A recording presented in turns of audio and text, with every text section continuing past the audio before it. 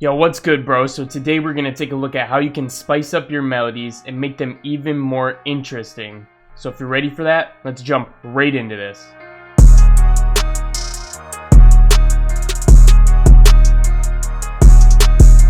Okay, so the first thing we're gonna do is record our melody into an audio track. So if you don't know how to do that, what you would do is you create a new audio track here, and you go audio from, and then you pick where you want your audio from. So I would pick lead here, since this is the main group right here. All right. And then I would press in on the monitor, so it's coming in from that source. After we do that, we want to set up our melodies, how we're going to record them or whatever, but we're just going to go straight to the floor with this. The next thing you're going to do is you're going to press the record button on your audio track that you just made. And then we're basically just going to hit record and record everything that comes in.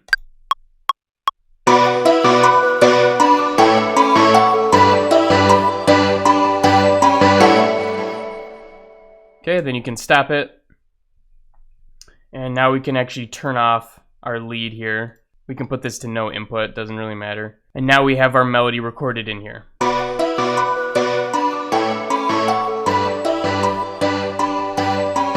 One thing that you can do is you can actually reverse your melody. Sometimes this is going to sound good, sometimes it's just not going to work at all. But it's always worth a shot, especially if you're trying to add some pizzazz to your melody. So let's listen to this.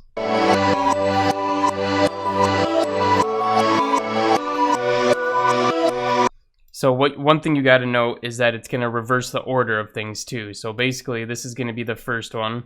This is going to be the second, the third, and the fourth chunks. We're just going to put these chunks together back in the order they were before. This is what it sounds like now with the reverse and in the right order.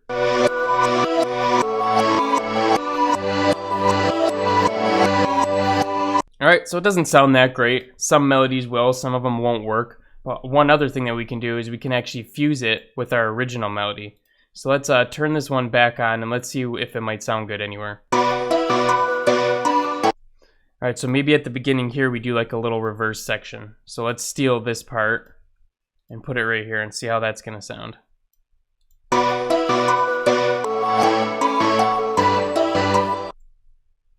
Alright, I almost think like 2 chunks here would be cool. So if we put this whole part right here, we could do that.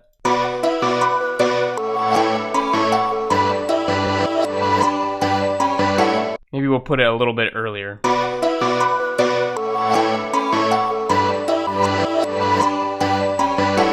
Alright, so that sounds pretty darn cool. So you could have your original going and then you could have your one that's off like this.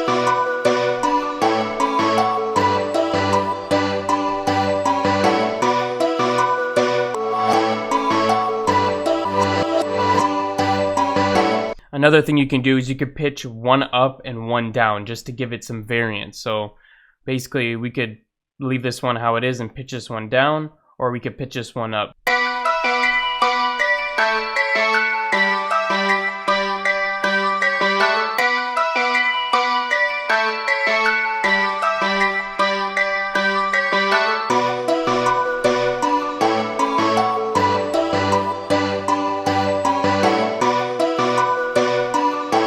Alright, another little thing you could do here is at the end of the 8 bars, the last bar here, you could just pitch this up.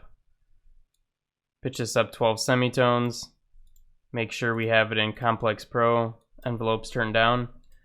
And then at the end of this, it'll sound a little bit different.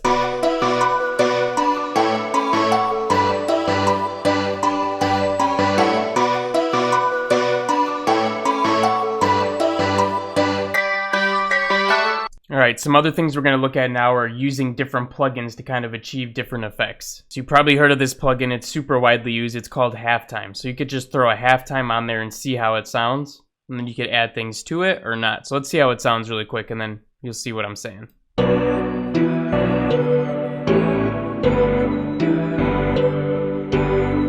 Alright, so what you could do is you could just affect the top bands or the lower ones.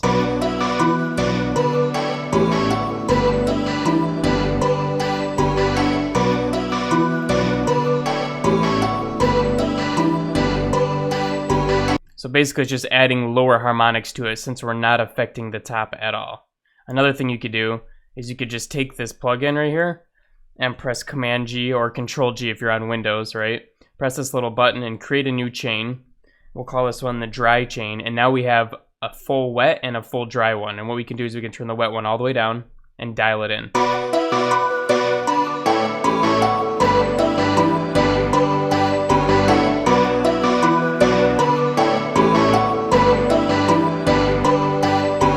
So now we got both those octaves and we don't have to play with the mix or the bands on this. You can take both of them. And what you could do is you could EQ each one a little bit differently if you like. You could even spread this one to the right and this one to the left a little bit to make the stereo a little bit wider. And you could even play with any of the effects on halftime, but we're not going to go through that. You can also use a plugin like Looperator or Effectrix if you have Effectrix. They both basically do the same things. And you can basically pick different segments here of the loop and find what'll sound good. Sounds kind of crazy. Let's pick a different one. Maybe a double right there.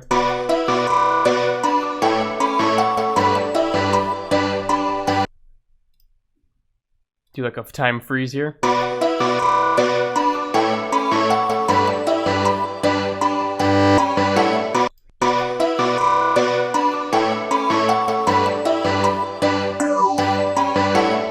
Alright guys, so now that we took a look at all these different little effects and things that you can do to make your melody more interesting, the next thing I want to tell you is that you could do it for any one of the 3 parts of the melodies that you have.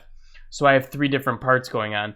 So let's say I only want to change the octaves for the lead. I don't want to change it for the whole thing. Well, you could totally do that.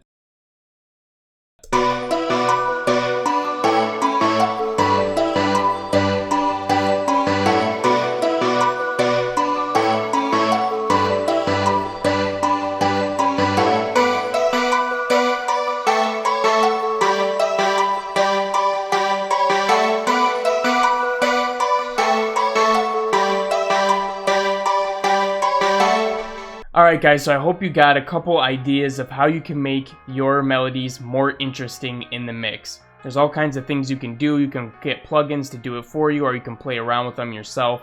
Whatever you find better and what works better for you. But anyways guys, hope you enjoyed that. Hit the like button if you like this video, and subscribe to the channel because we're uploading new tutorials every single day. But other than that, I'll be seeing you again in the next one. Peace out, brah.